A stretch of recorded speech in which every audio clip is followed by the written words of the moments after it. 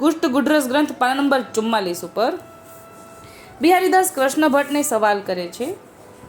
પ્રશ્ન થયું છે, જે રાજ જૂઠણનું મહાત્મય જાણવું બહુ કઠણ છે અને રહેવું પણ કઠણ છે, તો તે કેમ? એટલે અગાઉ નારદ મુનિ જૂઠણના પ્રતાપે આ પદને પામ્યા. એ તો મર્યાદા માર્ગમાં પણ છે.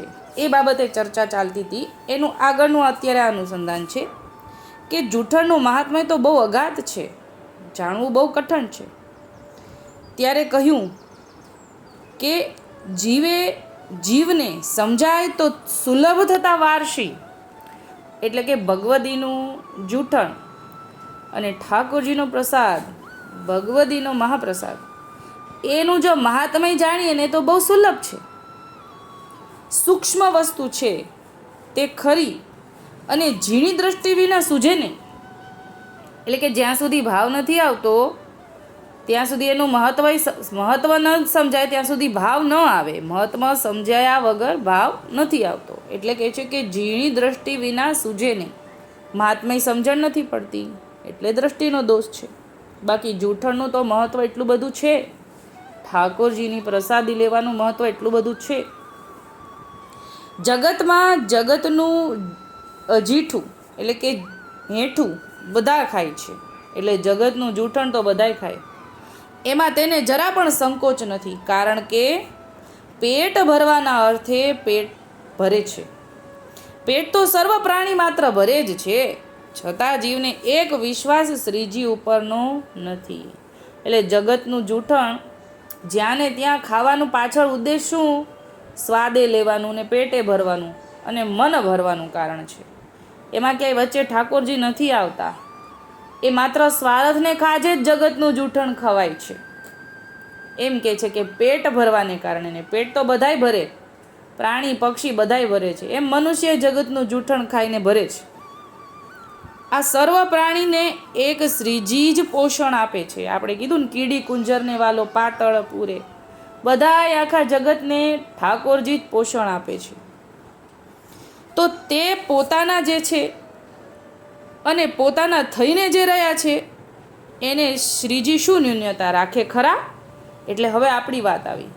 કીડી કુંજરને વાલો પાતળ પૂરે એટલે આખી જે સૃષ્ટિમાં જીવજંતુ છે, પશુ પક્ષી છે, એ બધાયનું પેટ ભરવાવાળા ભગવાન પોતે. હવે આ એ બધાયને ભરોસો છે કે અમારું પેટ તો ભરાશે, તો શું પોતાના એટલે કે ઠાકોરજીની શ્રીઅંગની સૃષ્ટિ પુષ્ટિ જીવ ને કાંઈ ન્યૂનતા રાખે ખરા ઠાકોરજી? એમ કહે છે. ત્યારે મેં પૂછ્યું, મેં એટલે કે બિહારીદાસે પૂછ્યું, જે પેટ ભરવાને અર્થે કહ્યું તો કેમ? પેટ તો સર્વને ભરવું જ પડે. તો ત્યાં રાજ આપની ગૂઢવાણી સમજાણીની કૃપા કરીને સમજાવો. એટલે કે પેટ તો પુષ્ટિ સૃષ્ટિને ભરવું તો પડે જ ને. તો બીજા બધાને પેટ ભરે અને પુષ્ટિ સૃષ્ટિ પેટ ભરવાને કારણે પેટ ન ભરવું જોઈએ એવું તમે કહો છો, એમ સમજાવે છે. એટલે વિનોદરાય બોલ્યા, જે પેટ ભરવાના અર્થે તે ન સમજ્યા બિહારીદાસ તમો? જે પેટ ભરવાના અર્થે જ છે ને, જે પ્રથમ તો એ વાતમાં સર્વ જગતના જીવ હુલવણીમાં પડ્યા છે. જે કાંઈ પદાર્થ વસ્તુ ભગવત ભોગ્ય કરતા નથી, તો એ પેટ ભરવાના અર્થે જ થયું ને, નહીં તો બીજું શું થયું? એટલે કે આખું સૃષ્ટિ સીધું મોઢામાં નાખીને પેટ ભરે છે. બધાય સૃષ્ટિના બધાય જીવો છે, 4 પગવાળા, 2 પગવાળા કે બધાય શરીર સ્વરૂપવાળા બધાય, તો એ હાટું પોતાના પેટ હાટું જ ભરે છે ને. કેમ? તો અગાઉ એમ કીધું કે ભગવત ભોગ્ય કરતા નથી એટલે પેટ ભરવાને કારણે કહ્યું.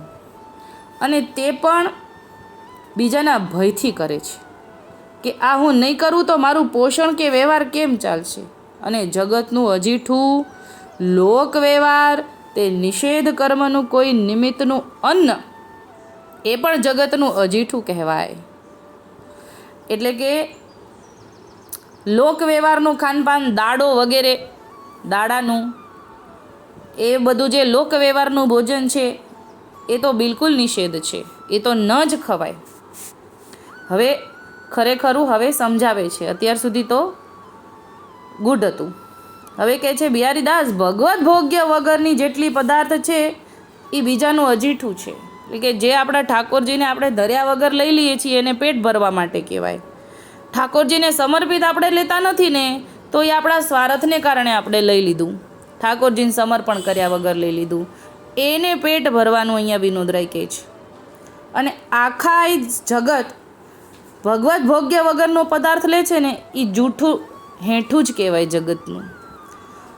તે ખાય તો દુર્બુદ ઉપજે, ત્યાં સુધી જીવનું સ્વરૂપ શુદ્ધ થાય નહીં. એટલે કે જ્યાં સુધી ઠાકોરજીને ભોગ ધર્યા વગરની વસ્તુ ખાતા હોઈએ, લેતા હોઈએ, ત્યાં સુધી જીવનું સ્વરૂપ શુદ્ધ થાય નહીં.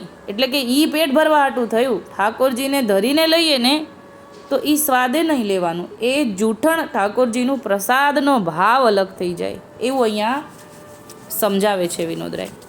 જીવનું સ્વરૂપ શુદ્ધ ન થાય ત્યાં સુધી દાસ ધર્મ આવે નહીં. એટલે કે જ્યાં સુધી પ્રસાદ અન્ન આપણા અંદર જતો નથી ને ત્યાં સુધી સ્વરૂપ શુદ્ધ નથી થતું, અને સ્વરૂપ શુદ્ધ ન થાય ત્યાં સુધી દાસ ધર્મ ન આવે.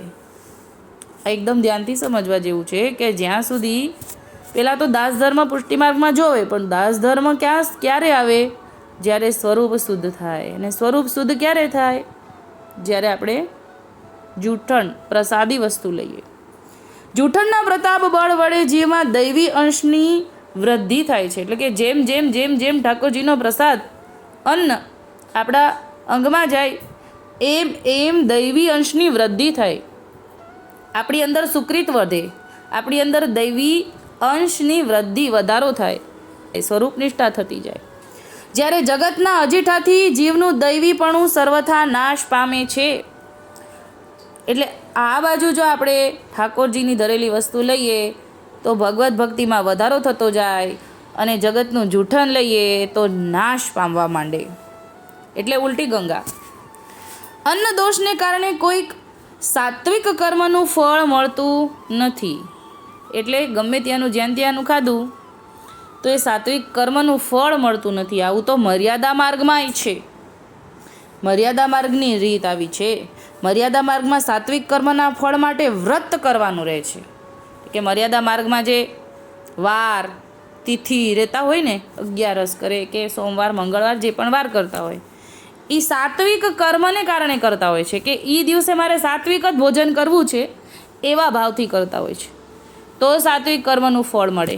બાકી તો ગમે તે ખાઈ લેતા હોય એટલા માટે વ્રત કરવાનું હોય જેથી સાત્વિક કર્મનું ફળ મળે એવું અહીંયા વિનોદરાય સમજાવે છે. જેથી અન્ન દોષ ન લાગે એટલે મર્યાદા માર્ગમાં વ્રત કરવાનું કીધું. તો આ તો ભગવત માર્ગ છે, એમાં અન્ન દોષ મુખ્ય છે. જ્યાં સુધી અન્ન દોષ મટે નહીં ત્યાં સુધી મર્યાદા માર્ગે જે ફળ મળતું નથી, અને આ તો પુષ્ટિ માર્ગ છે. એટલે અન્ન દોષ તો જે અન્ન દોષ જે મર્યાદા માર્ગમાં કીધો એમાં નડે તો પછી આ તો પુષ્ટિ માર્ગ છે. અહીંયા તો રસાત્મિક પુષ્ટિ પુરુષોત્તમની સેવાનું ફળ કેવી રીતે મળે? ગોકુળદાસ ત્યાં કહી ગયા ને, ગોપેન્દ્ર ગોકુળમાં ગુપત માનત તાલો મન, ભ્રમિત રહે કે સે ભજે અનંત ભ્રાંતિ કો અન્ન. ભગવદ માર્ગ તો સર્વોપરી છે. જે માર્ગમાં જીવનો અંગીકાર થયો છે તે માર્ગને જીવ ભયને વશ થઈને છોડી દે ને તો મહાન અપરાધ પડે. એટલે કે એકવાર આપણે એ જે માર્ગમાં આવ્યા એ માર્ગનો નીતિ નિયમ પ્રમાણે આપણે ચાલવું જોઈએ. જે ભગવદ માર્ગમાં તથા ભગવત ધર્મને વિશે અંગીકાર થતા જીવને તે માર્ગના અપરાધનો ભય વિશેષ કરીને રાખવાનો છે. જીવમાં વિશેષ કરીને અન્નદોષથી લૌકિક ભય નાશ થતો નથી. એટલે કે જ્યાં સુધી અન્ન એવું જાય છે ત્યાં સુધી અલૌકિક આવતું નથી અને લૌકિક નાશ થતું નથી. તે ભય જીવને ભગવદ ધર્મ અને ભગવદ માર્ગથી ભ્રષ્ટ કરે છે. એટલે કે જ્યાં સુધી અન્ન જાય છે વારનું ત્યાં સુધી ભય રહે, અને ઠાકોરજીનું આરોગેલું પ્રસાદ ભગવદીનું જૂઠણ આપણા અન્ન જવા લાગે આપણી અંદર ત્યારે આપણે નિર્ભય થઈ જઈએ છીએ. આપણી અંદર અલૌકિકતા ધીરે ધીરે આવતી રહે છે. પછી આપણને દુનિયાથી કોઈ જાતનો ભય રહેતો નથી, કોઈ કર્મનો ભય રહેતો નથી. ધીરે ધીરે નિર્ભય થતા રહે છે. એવું આપણને અહીંયા વિનોદરાય સમજાવ્યું. અત્યારે આટલું જ બોલીને મારી નાની વાતને વિરામ આપું છું. બોલ શ્રી ગોપાલ લાલ કી જય.